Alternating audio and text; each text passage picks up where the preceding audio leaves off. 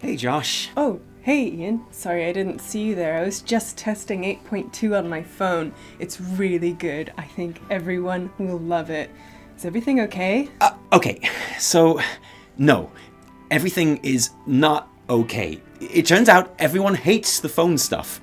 What? It turns out they're all really angry about it. Wow, I really did not see that coming. Yeah, I know, right? How could anyone have seen this coming? It's like, I was playing on my shaman the other day, and I was thinking, I can't wait until I can do this on my phone. Yeah, well, that's all changed. We're completely reversing the policy due to fan backlash and cancelling all planned phone games. Wait, you're cancelling StarCraft 3? Yeah. And Warcraft 4? Afraid so. And not only that, all phones have been banned on Blizzard campus.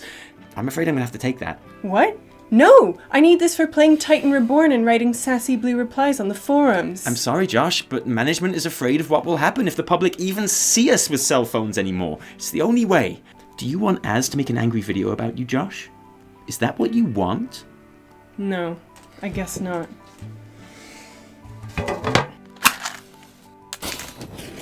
Wow, these things can really burn. It's like a dumpster fire or something. Knowledge is power. Hello Internet, welcome back to the weekly reset. Taliesin and Evitel's Wondrous Wisdomshow. And look, you might want to pour yourself a stiff drink and buckle up, okay fam, because we have got a lot that we want to talk about today. Apart from the fallout from BlizzCon, oh yeah, it was really fun, thanks for asking. I'm still tired. I'm like so tired. There's the usual bucket load of 8.1 stuff to look at. There's new cutscenes and Azerite changes and models and mounts and gear and story and allied race updates. And oh yeah, did someone say WoW Classic and how that demo is going down? And all that is to come, but first two things. Number one, Hippo Watch. With less than a month to go before the current PvP season ends, how is Tally's progress coming along on the greatest mount in Warcraft history?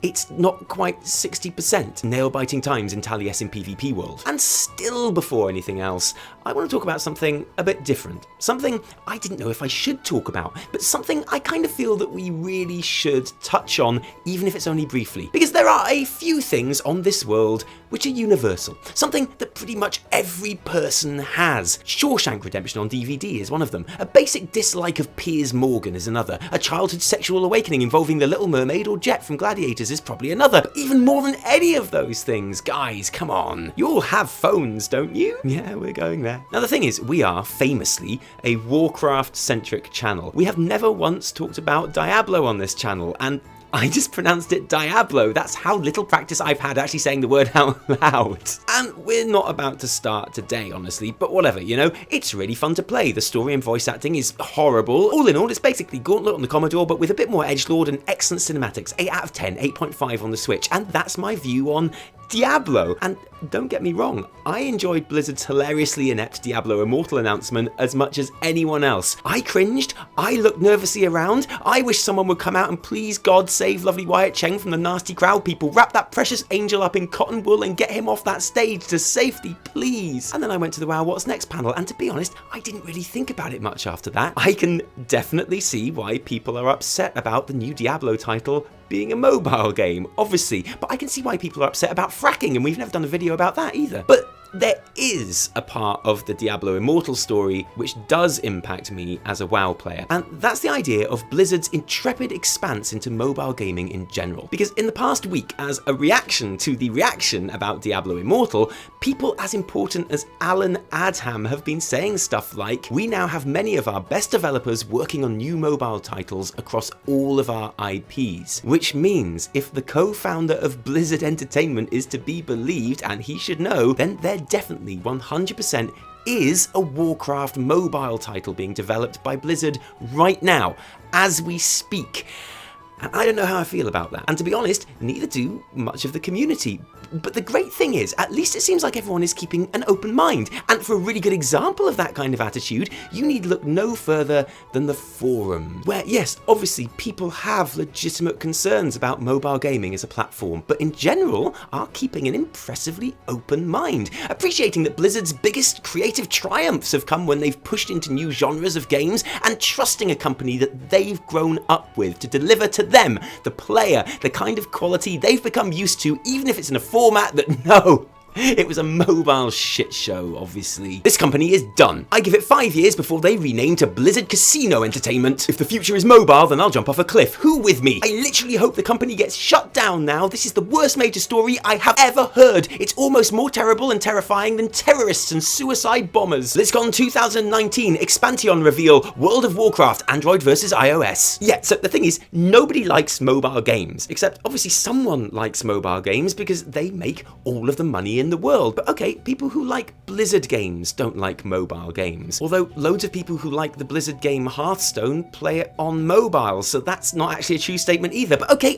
I think we can all agree we don't want the next WoW expansion to be on mobile, and if that's what we're saying is going to happen here, then yes, hand me a pitchfork and sign me up to the angry mob, because I do not want WoW on mobile. Mostly because I've got a really nice PC and a really terrible phone. So you could make World of Warcraft mobile, Arthas, a Tuskarr adventure, I wouldn't be able to play it, which would be terrible, obviously, but is it more terrible and terrifying than terrorists? I think there are three main worries that people generally have with Blizzard's foray into mobile gaming. 1, it will draw resources from the titles that I love, and those games will be developed for mobile instead of PC. 2, the games themselves will be monetized to within an inch of their lives, aimed mostly at squeezing microtransactions out of children. And 3, the games will have no real artistic worth. And I think that all of these are valid concerns. They are concerns that I share. So let's break it down. 1, when they say working on new mobile titles across all of our IPs, they don't mean that those games as we know them will appear on mobile. The reason Beast Mastery Hunters only have 4 buttons to press in BfA is not because they are preparing to make WoW phone compatible, okay? It's because Beast Mastery players have been shit since the day they were born. If you are worried that Blizzard mobile games are going to stop your favourite titles being developed on PC, then the fact that Diablo Immortal exists should actually set your mind at ease. If Blizz wanted to move away from PC into the mobile market, then it would be Diablo 4 appearing on mobile, but it's not. That is a game definitely in production and definitely arriving on PC. Immortal proves that the games you really care about, like D4, aren't being developed with mobile in mind. And it proves that the mobile titles aren't being developed instead of the PC ones. And that's why when they said at BlizzCon that there would not be a PC version of Immortal, you should have been cheering instead of booing, in my opinion. So okay, what about point 2? Well, yes, I get the thing about microtransactions, and it's very likely that any Blizzard mobile title will have its fair share of them, and I will feel uncomfortable with that. But then I can talk, because every month I pay for 3 WoW subscriptions. But yes, the business model of many mobile games is very cynical and constant, and maybe even as bad as Hearthstone. So I totally get that. As a criticism, I'm worried about it too. But then the business model of Immortal and the other as yet unannounced mobile titles hasn't been announced yet. So I think in the interest of fair reporting, we should save choking on that fury vomit until we have details that we can actually vomit to. So to point 3, and this is the most important one for me, will these games have artistic worth? Well, Hearthstone has artistic worth. It's a real game, a good game that plays on mobile. So that would certainly suggest that it's possible. And look, please don't hate me for this, okay? But everyone I've spoken to who's actually played Immortal says it's pretty good. And don't hate me for that, okay? Because that's not my opinion.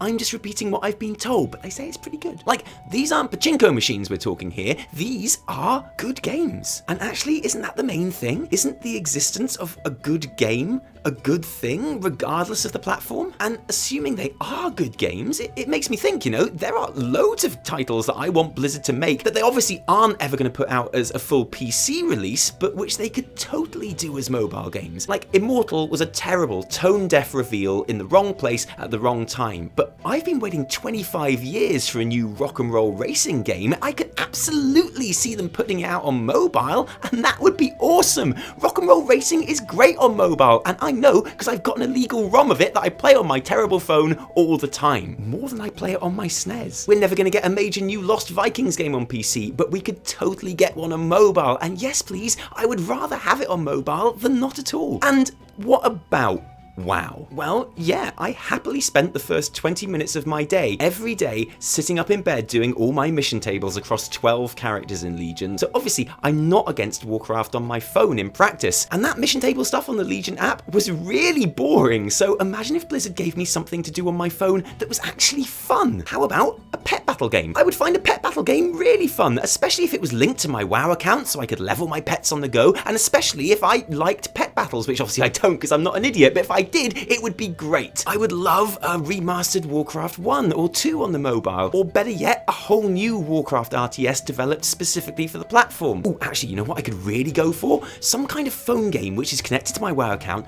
but it's just like the auction house, and I could post auctions and buy things from wherever I am, like some kind of auction house app. No, actually, that's stupid. They'd never do that, sorry. And okay, the truth is, I probably wouldn't play any of those things because it's on mobile and I don't really care. But I wouldn't hate that they exist as long as I still get all the shit that I like too. I'm not defending mobile gaming here. I'm not defending a very poorly judged announcement at BlizzCon, and I'm certainly not defending Immortal. Go ham on that all you like, I don't care. But as far as World of Warcraft goes, which is what I do care about and what this show is for, I can see ways the odd mobile game could enrich the franchise in modest ways. So even though in principle I don't like it, I'm willing to keep an open mind for now. Don't worry, because believe it or not, there actually is lots of actual WoW news to cover this week too, mostly regarding cool new stuff on the 8.1 PTR, where there's just lots of fun stuff to enjoy at the moment, which is probably worthy of an orange spoiler alert bot.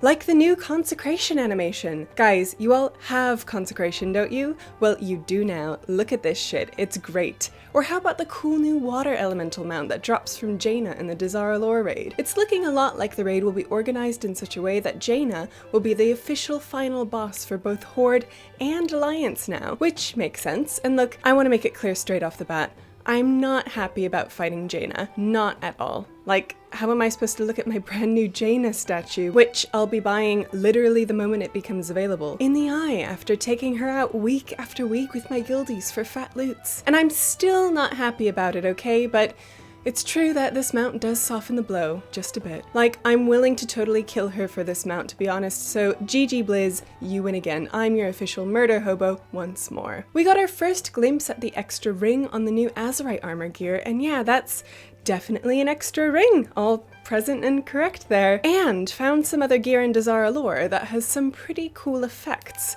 like 2-piece set bonuses, which are always welcome, boots that give you a speed boost when you loot gold, which will be obligatory for old content farms, and an offhand weapon that lessens the effect of one of the mechanics in the Jaina boss fight, which is weird but also really cool, and I think raid-specific effects on gear are totally something Blizz should be looking into to give items more specific uses. And while we're at it, why don't we have gear dropping in Mythic Plus with dungeon-specific effects, and on island expeditions with island-specific effects? Let's do this, Blizz. It's fun, and it's satisfying, and I approve. And moving on to our red spoiler bots, this week on the PTR we've also got a couple of in-game cutscenes to look at too, as part of the 8.1 war campaigns for the Horde and Alliance. Now, we've played through the entirety of the new story on both sides, and it is genuinely really good, in one go at least. When 8.1 goes live, it'll be separated out into what looks like 4 or 5 parts, which could be spread out over the course of a couple of months, and depending on your views on the whole ongoing time-gating debate, this may well impact your enjoyment of the content, which would be a shame because there's some really good stuff going on here, especially on the Alliance side, which opens with you stopping a Horde invasion in Southport, which would be okay, but then becomes awesome because you get to team up with Rosaline to do it, and anything involving Rosaline automatically gets 5 stars from me, so yeah, 5 stars for that. But the campaign really takes off when you head over to Zuldazar to work with King Gron. Gron, of course, is going to be a boss in Dazar'alor,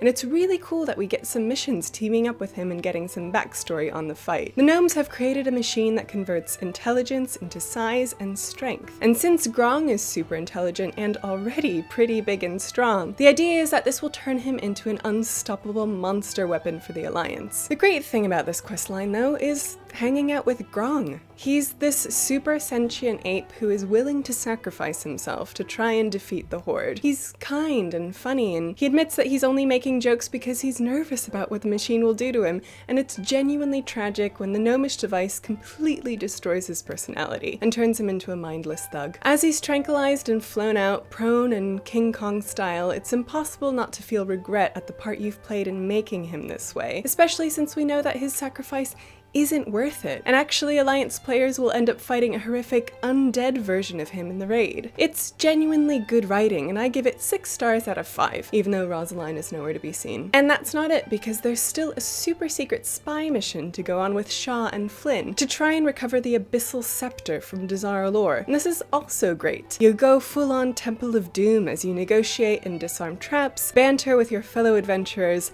and finally escape from the big gold bling elemental, which, yes, is also a boss you will be fighting in the upcoming raid. My favorite stuff on the Horde side is, well, obviously the Lich King, and much of the war campaign focuses on the battle between Mekkatorque and Gallywix, or rather on Mekkatorque's advanced tech pretty easily beating Gallywix's cobbled together mech suit every time they meet. And here's the thing, if you're a gnome player, you've been waiting years, like pretty much since WoW began, for your race to do anything badass in the lore of the game, and here it is, your big moment. Mekkatorque is really cool here. He's got like a really funny mechanical counter to everything Gallywix throws at him and is a total baller. It's totally the gnome's moment to shine, and of course it's all in the Horde war campaign, so gnome players don't get to see any of it. So yeah, sorry gnomes, I guess you'll just have to take my word for it. But don't worry, you'll see your boy Mekkatorque in the raid, when you have to become Horde players and kill him. Yeah, sorry. The new in-game cutscene that's just been added is part of a different story thread though, Sylvanas' raising of Derek Proudmore, who died in Warcraft 2 and who Horde players discovered at the bottom of the ocean at the end of their opening war campaign. And this is really interesting for a couple of reasons. First is Derek himself,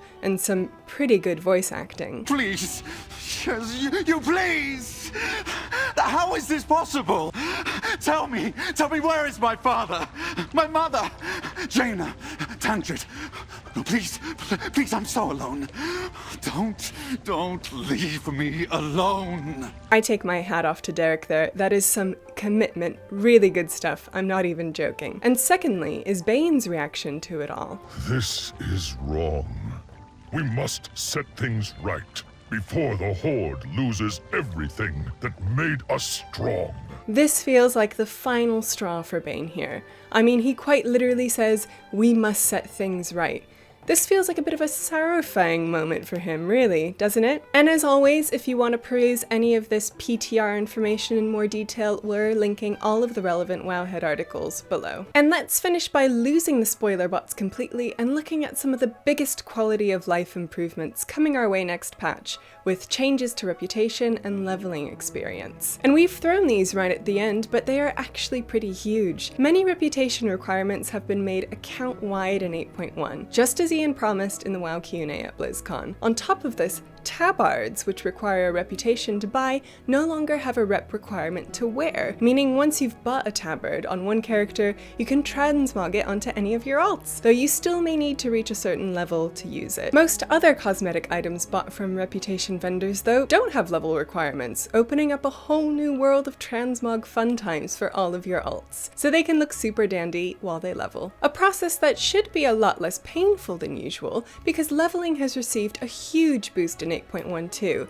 with the amount of XP needed for each level dramatically reduced. This will be most noticeable around the horrible, sticky 60 to 70 mark, which will now require up to 40% less experience to level through. Basically what I'm saying is stop leveling your alts, wait until 8.1. Oh my god, just think when the new patch arrives, you can finally get back to that poor Nightborn that's been stuck at 75 since BfA launched. You can finally get that heritage armor. Interestingly, this suggests Blizzard never did work out exactly why leveling through 60 and 70 was so hellishly slow, since this percentage increase is the band-aid they said back in July that they wanted to avoid giving us if possible. So whatever that unknown problem is hidden away in the code there, expect it to rear its head in a couple of years when Blizz changed the price of a random potion somewhere and break everything. That'll be fun. I'm looking forward to that. So BlizzCon has been over for over a week.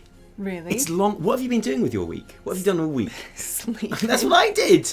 That's what I Trying did to too. sleep. I didn't know if that was what you were doing because I was asleep, so I Yeah. couldn't be sure.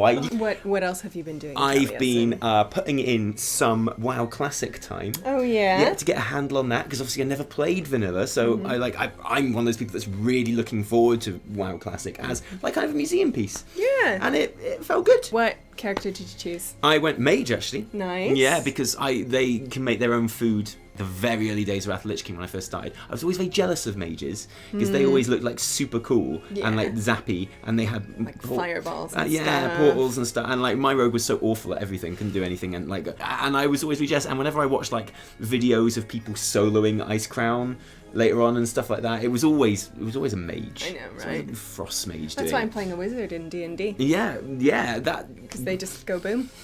they do go boom. Well, yours doesn't. Yours kind of goes. Well, she is a level 1. She does make illusions and walls. Yeah, we our D&D campaign started with all our characters like getting injured and waking up in an infirmary, and your character is so rubbish with so little constitution. It actually took you about half the game to even wake up. Everyone was like up and doing stuff. I was literally and asleep. you were like, I was literally like in a coma. again has been you pretty much this week. Yeah. More controversy that we didn't touch on because we didn't have time in the scripty stuff was Kul Tiran and Zandalari trolls. Obviously got lots of details of those in BlizzCon. It turns out, Evitel, some of the details were wrong. Oh no. They gave us wrong information. The slides were incorrect. Your Zandalari troll warlock that you've been looking forward to starting? Yes, that one. Not a thing. Oh, That is no. dead in the ground. Ain't Yeah. no Zandalari warlocks, which Yeah. is causing uproar Oh, in the no. community. You can't even imagine. I bet I They're can. like, why? My troll can be a warlock. Why can't my Zandalari troll be a warlock?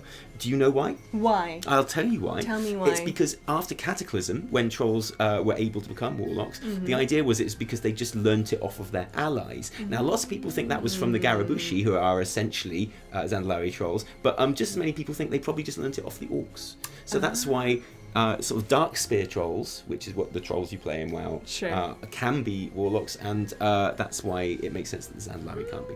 Even though there is a Zandalari warlock NPC in Dazar'alor. But shh, don't spoil it. That sounded like a good thing that I just said. That sounded like it made sense, and I'm It made sticking sense with to it. me. Totally sticking with it. And rather splendid, and better news, Kul Tirans can now be mages. Well, we all knew that was going to happen. Well, we didn't know that was going to happen though, because on the slides at BlizzCon, I in the know. what is next, when they revealed what the things were, I know. mages weren't there, and everyone went, "Hang on, like the only famous Kul Tiran is a mage." I know, right? So, but I knew that was going to happen. Oh, you did you? I knew it. Oh wow. Like, I had a feeling. You didn't I mention it in our videos. We could have looked No. really good. I didn't. You had but this. I was You had this. saving it. You had it. Was saving it until it had already been revealed. Yeah. Yeah. That's not how you make a prediction. Okay, so the Tide Sages, right, Hmm. in Storm Song, are they mages then? Because I always assumed Yeah. they were like. No, I assumed they were like priests because they bless the ships. Oh, yeah, they like they do. bless the ships together. And when I said like, oh, I want proper Tide Sage priests with like water effects and stuff, everyone was like, oh, they're mages, you idiot. They're mages with a priesty flavor. Well, when people said that, I was like, well, they're not mages, are they? Because there ain't no Kul Tiran mages. Well, Jaina had to move out of Kul Tiran to become a mage. Yeah, it's there true. weren't no mage schools for her in Kul Tiran. She had to go true. to Dalaran. true. That's what I'm saying. they're more like seamancers. You know, that's not a thing, but But can my Kul Tiran priest be a seamancer? that's kind of what they feel like. And we still don't have answers to the most important questions regarding Kul Tirans. Which is, Can they use the skinny male model? I don't think they I don't think they can. I don't Can think they use the normal male and female models? I don't know. I don't think they will either, but I really want them to be able to do that because fair. because there are Kul Tiran people that look like that. Yeah, And, it's true. and it's true. I want to change Mavamwi to a Kul Tiran, but not if it means changing what she looks like. Yeah. You know? And yeah, I want her to be Kul Tiran, but I don't want her to change physically. Yeah. You know, That's it's tough. not. It's really. It's so tough. And the other question is, will there be a choice of accents?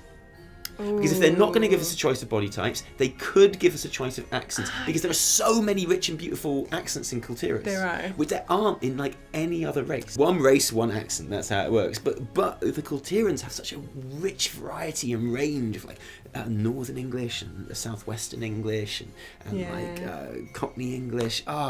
They're cool. Southeastern English, I guess. I have It's a so feeling great. they're not gonna let us choose accents. So the question is, which one will it be?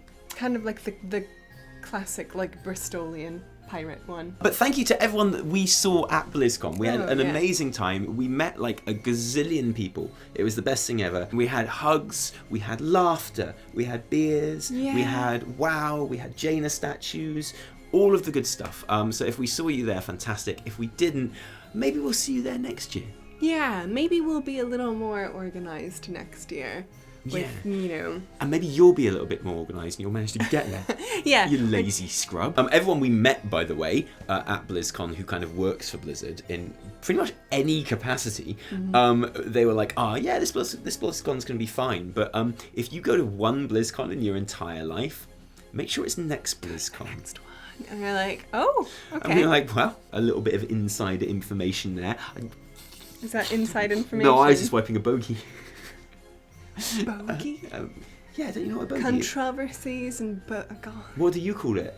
Boogers. That's a terrible word. Yeah, but like, obviously it's a terrible word. What? It's a terrible thing. It sounds like bugger. It sounds like We you're don't- sodomizing your nose, is what it sounds like. And That's I don't literally approve what of you're that. doing. No, it's not literally what you're doing. Do you know what the word literally means? You're not literally You were like- sodomizing your nose. Do you know Anyway, what I'm not- sodomizing is? I know you know. Bogey or booger? Let us know in the comments below. And thank you for joining us today. If you like this episode, don't thank us though. Thank our patrons who give their actual real life money to help these episodes happen. Guys, thank you so much. Without you, there'd be a lot less Taliesin and Evitel videos. It's as simple as that. True. If you didn't like it, downvote the shit out of it. Remember, my name is Annie Fuchsia. Oh. We saw her, didn't we? Yeah, we At did. BlizzCon. We didn't saw- get to say hi. Well, it was funny because we were going down an escalator and she was going up an escalator. We were like- and she looked busy, and I was like, I'm not gonna like get her attention while we're going the other, because it'll Yeah, be really 'cause awkward. then to be someone like, will have to, hello, like, walk. and yes, someone's Yeah. gonna go, hey, and that'll be like, okay, bye, nice waving to you. Yeah. So I waved at her anyway, and Yeah. she'll never know, but I don't care. I do care a bit. It breaks my heart a bit. Anyway, no, my name is Taliesin. From me, And me, Evitel. until next time, cheerio.